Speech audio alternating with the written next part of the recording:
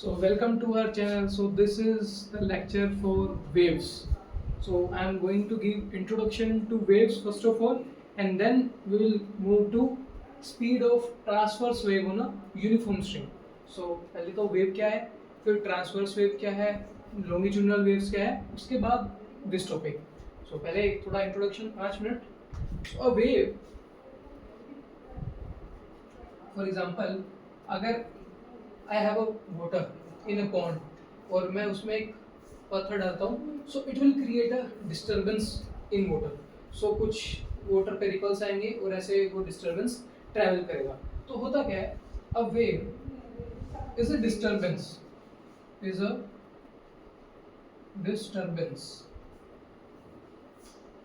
in a medium. जरूरी नहीं है, देयर आर सम वेव्स जो विदाउट मीडियम ट्रैवल करती है. सो मीडियम हो भी सकता है और मीडियम नहीं भी हो सकता. So a wave is a disturbance in a medium in which energy transfer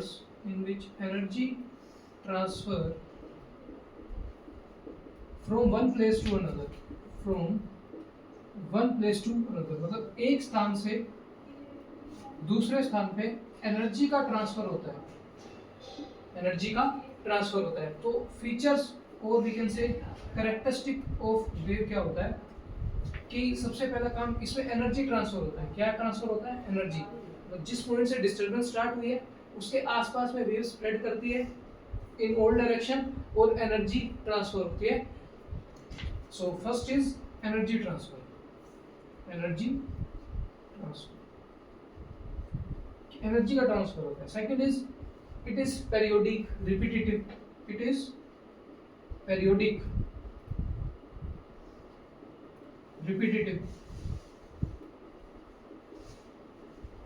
sign और कोस से रिप्रेजेंट करते हैं इसको. Since it is periodic so we can have a sine wave, we can have a cos wave. तो कुछ ऐसे represent किया जाता है वेव को, कुछ ऐसे रिप्रेजेंट किया जाता है. अब कुछ वेव्स ऐसी होती हैं जिन्हें मीडियम की जरूरत होती है और कुछ वेव्स ऐसी होती है जिन्हें मीडियम की जरूरत नहीं होती. So the waves which needs a medium to travel, waves which needs medium to travel, जिन्हें मीडियम चाहिए ट्रेवल करने के लिए. so these are called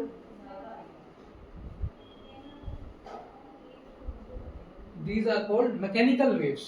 सो ऐसी वेव्स जिन्हें मीडियम की जरूरत पड़ेगी and those will be called mechanical waves.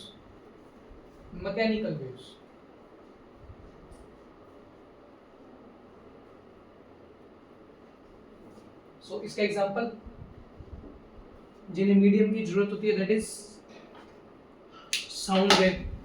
Sound wave is an example of mechanical wave.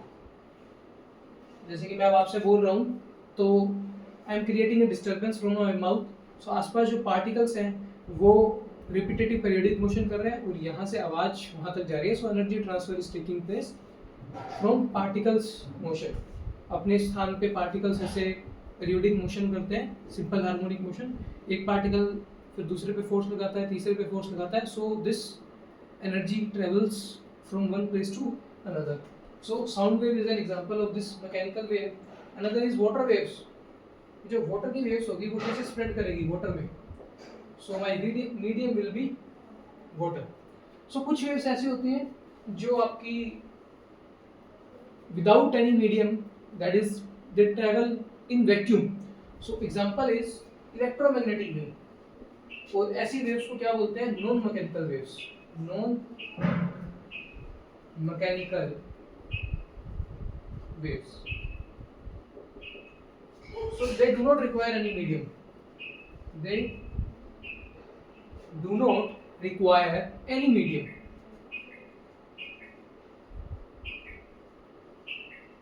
इन्हें मीडियम नहीं चाहिए. And the example is electromagnetic wave. So EM wave can travel in vacuum with speed of light. जिसमें electric field magnetic field दोनों perpendicular direction में oscillate करते हैं to the wave direction. So this is non mechanical wave. So now I will talk about transverse wave. कि transverse wave क्या होता है, longitudinal wave क्या होता है.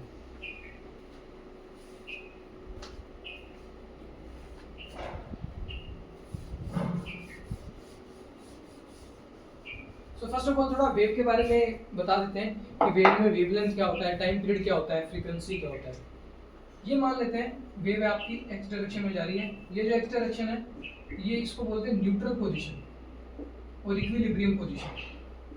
न्यूट्रल पोजीशन और लाइन. ठीक है, यहाँ से मेरी वेव जितना पॉजिटिव जा रही है उतना ही नेगेटिव जा रही है.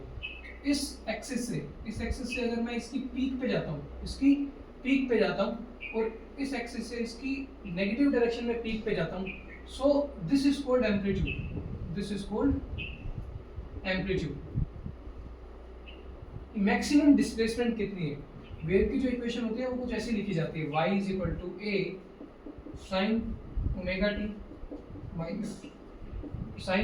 Minus kx, where y is the displacement in y direction. अगर ये x डायरेक्शन है तो ये y डायरेक्शन है, तो पार्टिकल डिस्प्लेस कर रहा है y डायरेक्शन के अंदर. a is the amplitude and this is sine wave because it is starting from origin 0 0. तो मैक्सिमम एम्पलीट्यूड कितना हो गया, मैक्सिमम डिस्प्लेसमेंट कितना हो गया, एम्पलीट्यूड. नाउ ये जो मैक्सिमम पॉइंट है पॉजिटिव डायरेक्शन के अंदर, इसको बोलते हैं क्रेस्ट. और ये जो नेगेटिव पॉइंट है that is maximum displacement in the negative direction, ये वाला पॉइंट इसको बोलते हैं ट्रफ.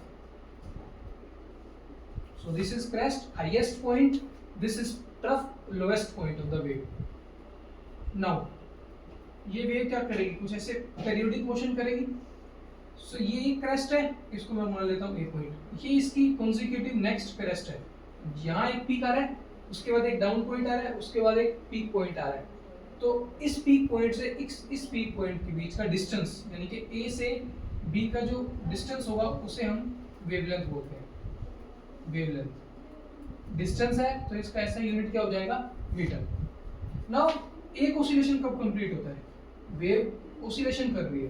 ठीक है, तो एक ऑसिलेशन किसे बोलते हैं, एक ऑसिलेशन मींस एक क्रेस्ट आ जाए प्लस एक ट्रफ आ जाए. क्रेस्ट मींस पॉजिटिव वाला ये जो पार्ट है, ट्रफ मींस नेगेटिव वाला पार्ट है, यानी कि एक पॉजिटिव हिस्सा आ जाए, दूसरा नेगेटिव हिस्सा आ जाए. तो ये पॉजिटिव हिस्सा हो गया, ये नेगेटिव हिस्सा हो गया.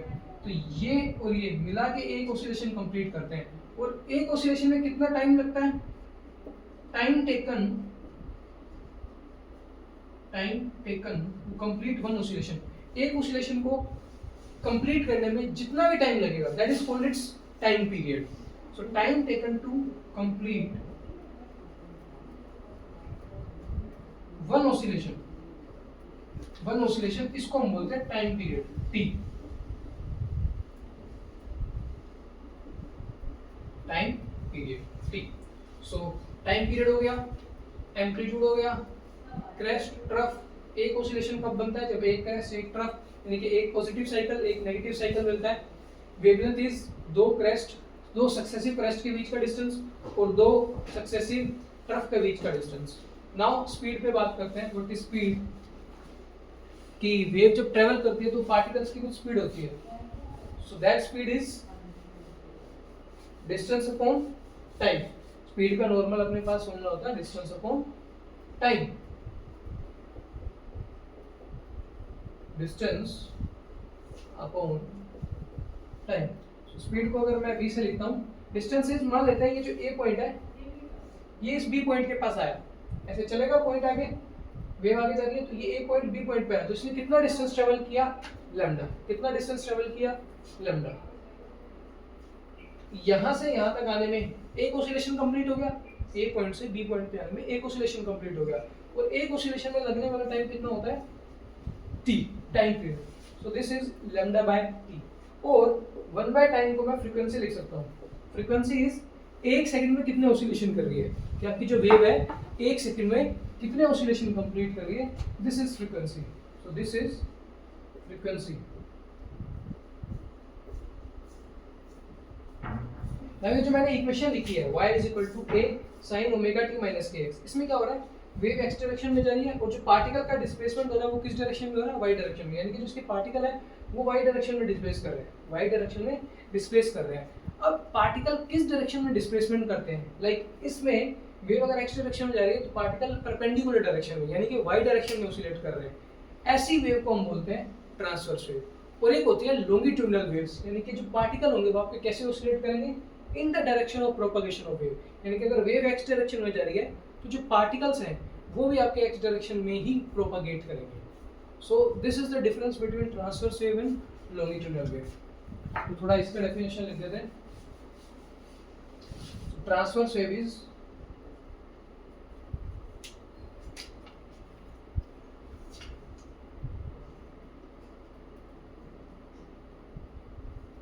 Transverse wave,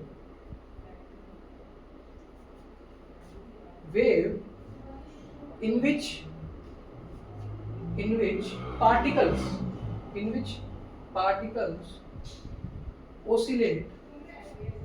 oscillates perpendicular to direction of propagation of wave, यानी कि वेव जिस डायरेक्शन में जा रही है उसके परपेंडिकुलर डायरेक्शन में आपके पार्टिकल्स ऑसिलेट करेंगे। तो इसका एक एग्जांपल है electromagnetic wave.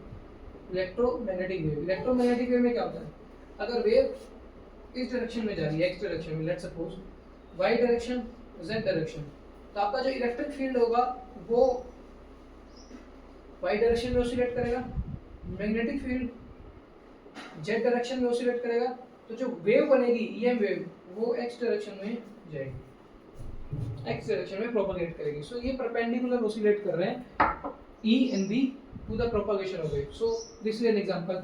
Second example is ये जो आज हम टॉपिक करने वाले हैं, speed of transverse wave on a uniform string, यानी कि अगर मैं एक स्ट्रिंग लेता हूँ, ये वॉल है, दिस इज वॉल, और एक स्ट्रिंग को एक एंड तो वॉल पे अटैच किया है, दूसरा एंड कैसा है फ्री, दूसरा एंड जो फ्री है उसको ऐसे प्लग करके फोर्स लगाएगा उस पे ऐसे, तो जब ये फोर्स लगाएंगे इस पे तो ये इसमें एक वेव क्रिएट होगी, ये वेव ऐसे जाएगी, ये वेव कुछ ऐसे जाएगी।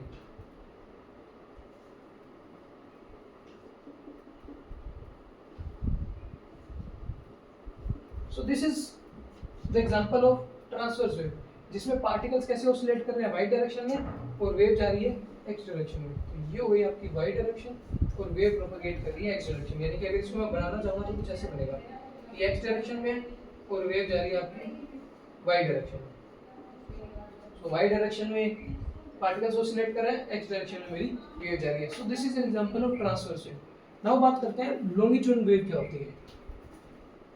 Longitudinal wave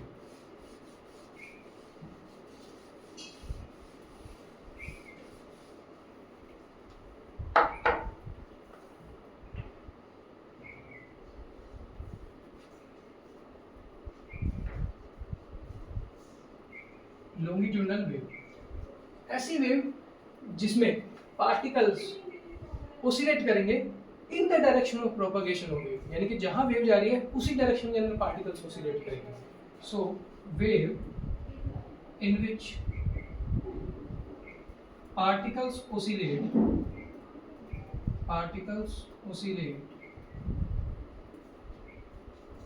in the direction of propagation of wave, जहां वेव जा रही है उसी डायरेक्शन के अंदर आपका पार्टिकल भी ऑसिलेट कर रहा है। सो इसका एक एग्जांपल है साउंड वेव। साउंड वेव ऐसे ही ट्रेवल करती है, मान लेते हैं ये साउंड का सोर्स है, यहाँ से डिस्टर्बेंस क्रिएट हो रही है, यहाँ से डिस्टर्बेंस क्रिएट हो रही है, तो इसको मीडियम चाहिए साउंड वेव को ट्रैवल करने के लिए, तो इसके आसपास क्या होंगे एयर मॉलिक्यूल्स चारों तरफ। तो क्या होगा, कुछ रीजंस दैट इज स्पेस ऐसा होगा जहां पार्टिकल्स क्या हो जाएंगे, पास पास आ जाएंगे, पार्टिकल्स पास पास आ जाएंगे। इस रीजन को बोलते हैं कंप्रेशन, यानी कि पार्टिकल कैसे आ गए पास पास। और कुछ रीजन ऐसा होगा जिसमें पार्टिकल्स क्या हो जाएंगे दूर दूर।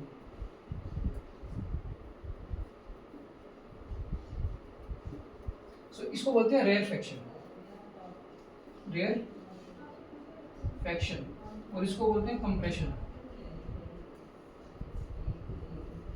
सो क्या होगा, एक पीरियोडिक मूवमेंट है, यहाँ सी यहाँ आर, फिर सी फिर आर, ऐसे सी आर की फॉर्म में आपका साउंड वेव ट्रेवल करेगा एक पॉइंट से लेके दूसरे पॉइंट तक, यानी कि एनर्जी का ट्रांसफर होगा। ये पार्टिकल ऑसिलेट करेंगे अपनी पोजीशन पे, इस पे फोर्स लगाएगा, ये इस पे फोर्स लगाएगा, ये इस पे फोर्स लगाएगा, तो ऐसे एनर्जी का ट्रांसफर होगा। और इसमें जो वेव प्रोपोगेट कर रही है, अगर वो इस डायरेक्शन में कर रही है तो पार्टिकल्स भी इसी डायरेक्शन में ऑसिलेट कर रहे हैं। सो this is an example of longitudinal wave. So screenshot ले सकते हो इसका आप।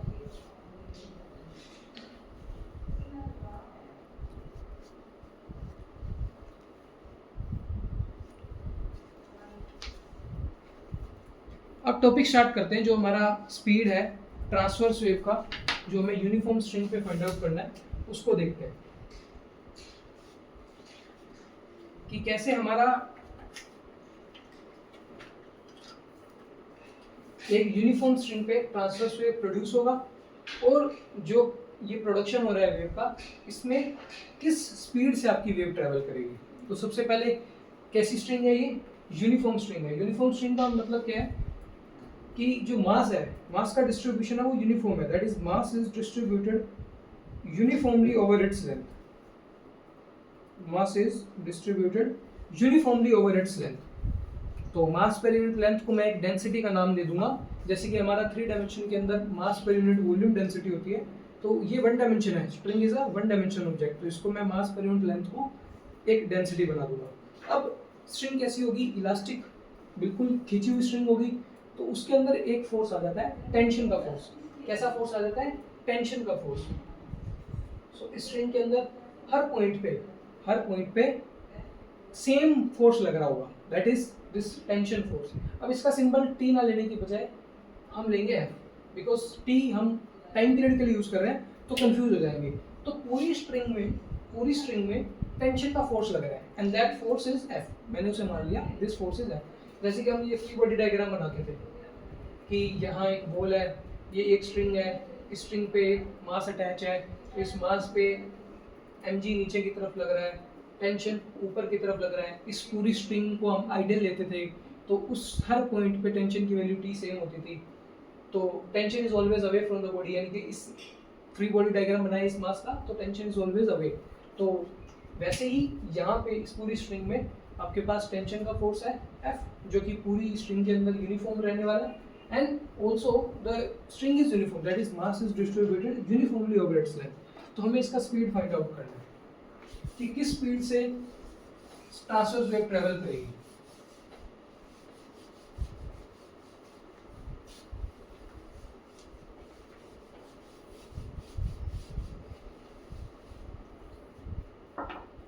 तो इस टी सिंबल को हटा देता हूँ, एफ ले लेता हूँ।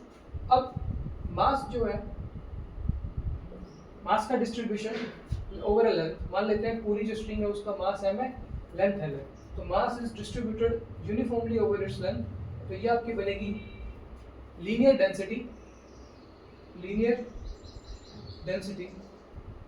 मास डेंसिटी, जिसको आपको सिंबल दिया हुआ है म्यू। इसका ऐसा यूनिट क्या हो जाएगा, इसका ऐसा यूनिट हो जाएगा, मास का ऐसा यूनिट kg, लेंथ का metre, that is kg by metre. ये यूनिट हो जाएगी mu, mass per unit length.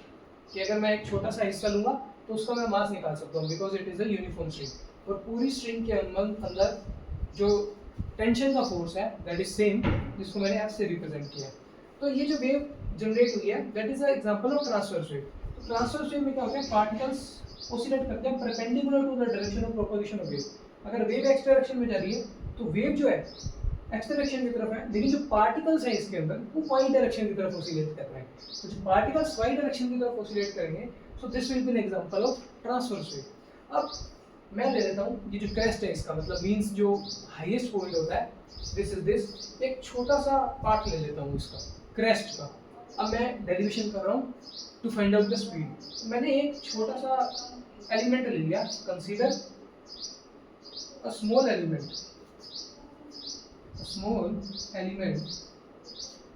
AB at its highest point। Highest point पे मैंने एक छोटा सा एलिमेंट लिया है जिसकी लेंथ है डेल्टा है, जिसकी लेंथ है डेल्टा है। अब मैं क्या अप्रोक्सीमेट कर रहा हूँ, ये जो मैंने छोटा सा एलिमेंट लिया है, ये जो मैंने छोटा सा एलिमेंट लिया है, ये दिख रहा है आपको, ये जो मैंने छोटा सा एलिमेंट लिया है, this is a arc of a circular thing. Like ये जो एलिमेंट लिया है छोटा सा ए बी, ये एक सर्कल का पार्ट है, ये एक सर्कल का छोटा सा पार्ट है, और सर्कल का जो पार्ट होता है उसको हम क्या बोलते हैं, arc. So consider this, consider A B element as an arc of a circle of radius R. मतलब एक सर्कल है जिसका रेडियस है आर, उसका ये आर्क है। तो मैं कुछ ऐसा डायग्राम ड्रॉ करूंगा, थोड़ा जूम करके ड्रॉ करता हूं कि ये एक एलिमेंट था वेव का ए बी, और ये एक सर्कल बना रहा था, ये सर्कल बना रहा था। तो इस सर्कल का पार्ट है, इस सर्कल का ये पार्ट है जिसकी रेडियस है आर, जिसकी रेडियस है आर। तो ये एक सर्कल का पार्ट है, तो ये आर्क बन गया। सो दिस इज द अप्रोक्सीमेशन।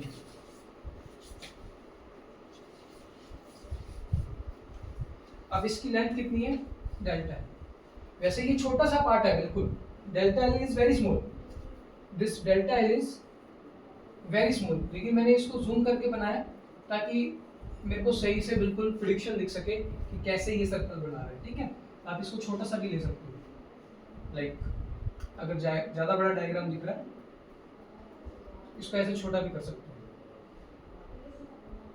कि ये एक छोटी सी एक इसकी आर्क होगी। ठीक है, और छोटा भी बना सकते हैं, बट फिर वो डायग्राम मैसी हो जाएगा, अच्छे से हमें जो एंगल्स बनाने हैं वो दिखेंगे नहीं। ठीक है, सो मैंने इसको थोड़ा छोटा कर लिया। सो दिस इज डेल्टा। ये देखो इस लाइन के अबाउट ये सिमेट्रिक है, इस लाइन के अबाउट इधर वाला पोर्शन सेम है। So this is symmetric. So मैं मानता हूँ दिस एंगल इज थीटा। अगर ये एंगल थीटा है तो ये भी थीटा हो जाएगा, क्योंकि दोनों तरफ इस लाइन के ये आर्क सिमेट्रिक है। सो अगर ये एंगल थीटा है तो ये एंगल भी थीटा हो जाएगा। और मैंने आपको बताया था ये स्ट्रिंग कैसी है, इलास्टिक, मतलब इसके हर पॉइंट पे टेंशन का फोर्स है, and that force is F. अगर हर पॉइंट पे टेंशन की वैल्यू एफ है तो क्या होगा, अगर मैंने ये एक रबर बैंड का एग्जांपल हो, ये एक रबर बैंड है, इधर से इस पे फोर्स लग रहा है, इधर से इस पे फोर्स लग रहा है, तो ये बिल्कुल खींची हुई है। जैसे इसे छोड़ देंगे एक भी पॉइंट से, तो ये जैसे इधर से छोड़ा है ढीली हो जाएगी, लूज हो जाएगी, और जैसे ही लूज होगी तो टेंशन का फोर्स गायब हो जाएगा। यानी कि अगर इन दो सिरों की बात करूं तो इस पे इधर टेंशन लग रहा है, इस पे इधर टेंशन लग रहा है, तो ये दो सिरे हैं मेरे पास, दो एंड्स हैं ए बी, तो इस पे किधर फोर्स लग रहा होगा टेंशन का, इस डायरेक्शन में, जिसको मैं लिया है एफ। और सेम, क्योंकि टेंशन की वैल्यू पूरी स्ट्रिंग में सेम है, तो यहां भी आपका क्या लग रहा होगा, एफ। बी पॉइंट पे, ए पॉइंट पे, बी पॉइंट पे आपका ये जो टेंशन का फोर्स है सेम वैल्यू रख रहा है F, F magnitude is same, direction is away, कि भाई दूर है, दो एंड लिए है, तो इससे इधर टेंशन है, इससे इधर टेंशन है, तभी वो खींची रहेगी, अदरवाइज लूज हो जाएगी। और खास बात क्या है कि ये जो फोर्स है, ये जो फोर्स लग रहा है ए पॉइंट पे, बी पॉइंट पे, ये टेंजेंट है टू द सर्कल। ये जो सर्कल बन रहा है, ये सर्कल बन रहा है, इसके टेंजेंट है। ये देखो, अगर कोई सर्कल होता है और अगर ये उसकी टेंजेंट है, इसका मतलब वो उसकी रेडियस से 90 डिग्री का एंगल बना रहा है। यानी कि ये जो एंगल है, ये इसकी रेडियस है, ये इसकी रेडियस है, इस रेडियस से ये कितना एंगल बना रहा है, 90 डिग्री का, ये इससे 90 डिग्री का एंगल बना रहा है। तो ये एक इंपॉर्टेंट पॉइंट था जिसमें आपको ध्यान रखना था। अब मैं थोड़ा डायग्राम ड्रॉ करता हूँ और इसको ले लेता हूँ एक्स डायरेक्शन, इसको ले लेता हूँ वाई डायरेक्शन की। ये मेरा हॉरिजॉन्टल एक्स डायरेक्शन, ये मेरा वर्टिकल वाई डायरेक्शन। जैसा इधर होगा वैसा ही उस पार्ट पे हो जाएगा। तो एक पार्ट अगर सोल्व कर लिया तो दूसरा अपने आप सोल्व हो जाएगा। So this is X direction, this is Y direction. तो मैं यहाँ सोल्व करता हूँ, ऑटोमेटिकली इधर जो वैल्यूज आएंगी उसे सब्स्टिट्यूट कर देंगे। अगर ये एंगल थीटा है, this is the angle between this vertical line and this radius. तो इस रेडियस को ही मैंने आगे क्या किया है, एक्सटेंड किया है, और ये जो लाइन है ये इस लाइन के पैरेलल लाइंस हैं। तो इन दोनों के बीच में लाइंस थीटा है, एंगल थीटा है, तो इन दोनों के बीच में भी कितना होगा, थीटा, क्योंकि इसी लाइन को आगे एक्सटेंड किया है और इस लाइन के पैरेलल ये वाई एक्सिस है। तो ये दोनों सेम लाइंस हैं, तो ये एंगल थीटा, ये एंगल थीटा। सो एक्स एक्सिस वाई एक्सिस ये कैसा है पूरा 90 डिग्री, एक्स एक्सिस और वाई एक्सिस के बीच में एंगल कितना है 90 डिग्री। तो अगर ये पूरा 90 है, ये थीटा है, तो ये कितना हो गया 90 माइनस थीटा। ये एंगल थीटा है, ये वाई डायरेक्शन है, ये एक्स डायरेक्शन है। तो X axis Y axis are always perpendicular, उनके बीच में एंगल होता है 90। सो ये थीटा है, तो ये 90 माइनस थीटा। सो ये क्या है रेडियस वाली लाइन, ये क्या है रेडियस वाली लाइन, ये है रेडियस वाली लाइन। और ये लाइन है आपकी फोर्स की जो कि परपेंडिकुलर है, क्योंकि अभी अभी बताया कि ये जो टेंजेंट होती है is always perpendicular to its radius. किसी भी कॉन्टैक्ट पॉइंट की बात करूं, ये कॉन्टैक्ट पॉइंट है, रेडियस की हमेशा परपेंडिकुलर होती है टेंजेंट। तो ये रेडियस है और ये टेंजेंट है, तो ये 90 डिग्री बना रहा है। कितना बना रहा है 90 डिग्री। ये जो रेडियस वाली लाइन है ये और ये फोर्स, ये 90 डिग्री बना रहा है।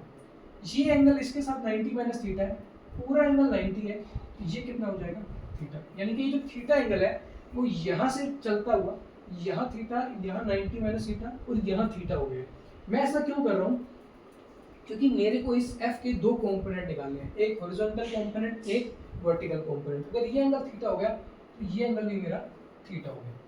ठीक है, तो आई होप आपको ये एंगल ट्रांसफर समझ आ गया होगा, सो अब इस फोर्स के दो कंपोनेंट देखते हैं कि एक्स डायरेक्शन में कंपोनेंट कितना है, वाई डायरेक्शन में कंपोनेंट कितना है, हॉरिजॉन्टल और वर्टिकल डायरेक्शन में। ठीक है, सो मेरे पास ये एंगल आ गया मेरा थीटा। अब इस f का जहां थीटा होता है उधर कंपोनेंट कितना हो जाता है cos। So this is f cos theta, और इसके परपेंडिकुलर डायरेक्शन में यानी कि इस डायरेक्शन में इसका कंपोनेंट हो जाएगा f sin थीटा। तो वर्टिकल कंपोनेंट ये रहा, हॉरिजॉन्टल कंपोनेंट ये रहा। सिमिलरली इधर भी थीटा हो जाएगा क्योंकि ये दोनों सिमेट्रिकल है, तो ये इधर कंपोनेंट f cos थीटा और इसका इधर कंपोनेंट f sin थीटा।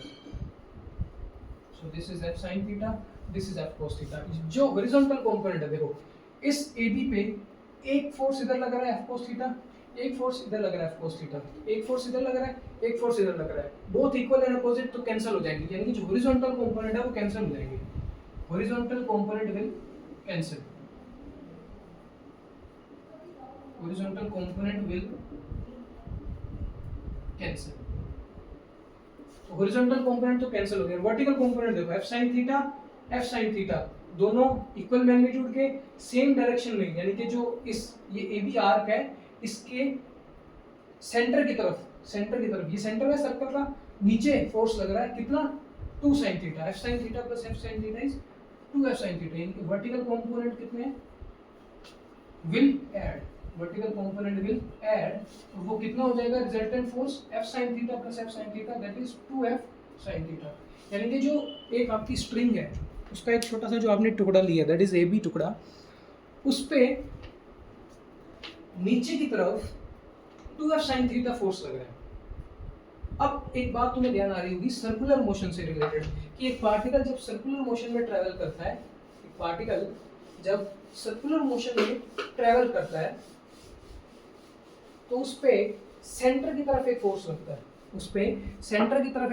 है, जिसको हम बोलते हैं सेंट्रीपिटल फोर्स। कि अगर कोई पार्टिकल है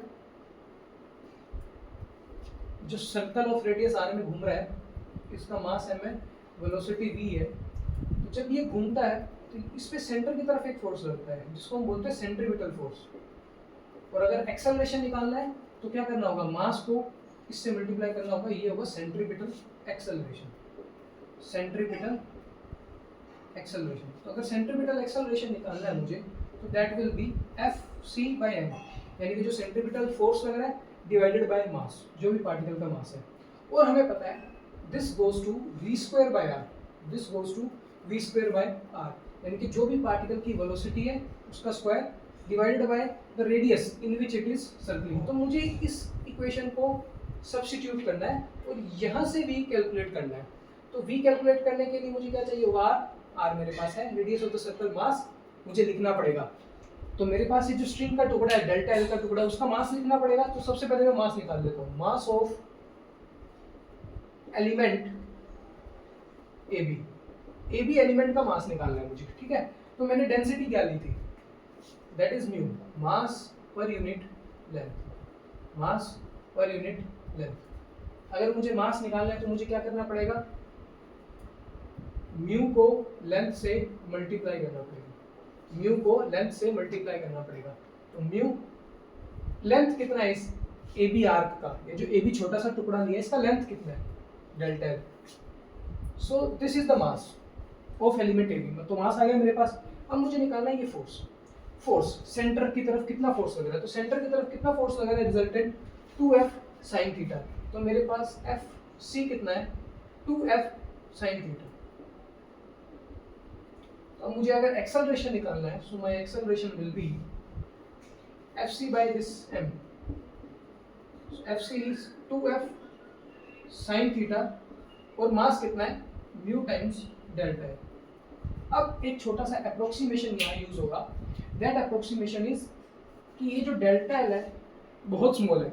अगर डेल्टा एल स्मॉल है, छोटा सा है, तो जो थीटा बनेगा, भाई कोई आर्क है, इतनी बड़ी आर्क है, तो वो ज़्यादा थीटा सबस्टेंड करेगी सर्कल पे। अगर छोटी आर्क है तो छोटा थीटा होगा, और छोटी आर्क है तो और छोटा थीटा होगा। यानी कि एल को अगर तुम जैसे जैसे स्मॉल करते जाओगे तो ये थीटा क्या होता जाएगा, स्मॉल। तो अगर थीटा स्मॉल होता है तो साइन थीटा को हम थीटा लिख देते हैं। जब थीटा स्मॉल होता है, if delta L is small, if delta L is small, it implies theta will be small, theta will be small। और अगर थीटा स्मॉल हो जाएगा तो साइन थीटा को हम थीटा लिखते हैं, कोस थीटा को हम 1 लिखते हैं। तो साइन थीटा मेरा क्या बन जाएगा, थीटा। तो ये साइन थीटा मेरा यहाँ क्या बन जाएगा, थीटा। साइन थीटा क्या बन जाएगा, theta. So in a circle, अगर सर्कल की बात करूं मैं, तो angle is arc by radius, angle is arc by radius. So मेरा एंगल कितना है, पूरा एंगल देखूंगा तो 2 थीटा है, पूरा एंगल देखूंगा 2 थीटा है। आर्क कितना है, delta L, arc is delta L, और रेडियस कितना है, R. So my theta comes out to be delta L by 2r, delta L by 2r। ये वैल्यू मैं यहाँ सब्स्टिट्यूट कर दूंगा। थीटा का वैल्यू कितना आ रहा है, डेल्टा एल बाय 2r। तो यहाँ थीटा की जगह क्या रखूँ, delta L by 2r। Theta की जगह रखा जाएगा delta L by 2r। So this delta L cancels, this 2 cancels. तो मेरा एक्सेलरेशन कितना आ रहा है, acceleration is f by mu r, f by mu R. तो ये मेरा एक्सेलरेशन आ गया। अब इस एक्सेलरेशन को मुझे किससे इक्वेट करना है, v स्क्वायर बाय आर। इस एक्सेलरेशन को किससे इक्वेट करना है, v स्क्वायर बाय आर। क्योंकि अगर कोई भी पार्टिकल सर्कल में मोशन करता है जिसकी वेलोसिटी v है, मास m है, सर्कल का रेडियस r है, तो उसका जो सेंट्रीपिटल एक्सेलरेशन होता है, that acceleration is v square by R. तो मेरा जो एक्सेलरेशन आया है इस सिनेरियो से सॉल्व करके, that is f by mu R. इसको मुझे इक्वेट करना है v स्क्वायर बाय आर से, जहाँ पे v क्या हो जाएगी, मेरी speed, speed of this transverse wave. देखो तुम कहोगे हमने तो ट्रांसवर्स वेव की स्पीड नहीं निकाली, हमने तो ये जो छोटा सा एलिमेंट है ए बी आर्क जो है उसका स्पीड निकाला है। तो इसमें एक एजम्पशन ये है कि जो इस छोटे से आर्क की स्पीड है, पूरे वेव की स्पीड भी वही है, सेम स्पीड है। सेम स्पीड क्या कहते हैं, जो फोर्स लगा है टेंशन का वो भी सेम है, मास पर यूनिट लेंथ वो भी सेम है। तो पूरी स्ट्रिंग के अंदर जो वेव जनरेट होगी उसकी वेलोसिटी भी आइडेंटिकल होगी, सेम होगी। तो this is v square by R. So this r cancels and v comes out to be f by mu under v square है, इसका हमें क्या करना पड़ेगा, so this is the velocity। अब ये वेलोसिटी किस पे डिपेंड कर रही है, फोर्स। ये कौन सा फोर्स है, इलास्टिक, जो टेंशन का फोर्स आया, इलास्टिक फोर्स, टेंशन का जो फोर्स जनरेट हुआ है। टेंशन तभी होती है जब स्ट्रिंग आपकी इलास्टिक होती है। सो ये इलास्टिक प्रॉपर्टी है, ये मास पर यूनिट लेंथ म्यू, तो ये इनर्शिया प्रॉपर्टी है। यानी कि जो आपकी वेलोसिटी है ट्रांसवर्स वेव की, जो कि एक यूनिफॉर्म स्ट्रिंग पे प्रोड्यूस हुई है, वो किस पे डिपेंड कर रही है, एक तो इलास्टिक प्रॉपर्टी पे और एक इनर्शिया प्रॉपर्टी पे। So this is the formula for speed of transverse wave on a uniform string, that is root of f by mu, where f is the tension generated in the string and mu is the mass per unit length which is uniform. So this relation is very useful for transverse wave on a uniform string. So I hope आपको ये topic समझ आ गया होगा. If you have any doubt, so you can comment below the video and please share the video. Thank you very much and stay tuned for further lectures.